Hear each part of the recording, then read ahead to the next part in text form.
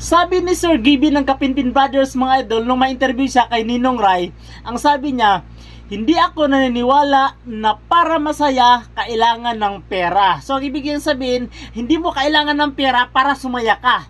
So actually mga idol, itong mga Kapinpin Brothers ay sobrang idol ko ito, no. Palagi ako nakasubaybay sa mga video nito kasi sobrang nakakatawa naman talaga. Sobrang nakaka-entertain yung mga video nila. Pero gusto ko lang magbigay ng reaction sa sinabi ni Sir Gibby na ito mga idol, no. Na yun nga, hindi mo daw kailangan ng pera para sumaya ka. Para sa akin kasi mga idol, ganito. Pag ako kasi mga idol, wala akong pera, di talaga ako masaya eh. Ewan ko ba mga idol, no? Ewan ko kung kayo rin. Basta ako, kung wala akong pera, sobrang lungkot ko talaga. Hindi talaga ako masaya.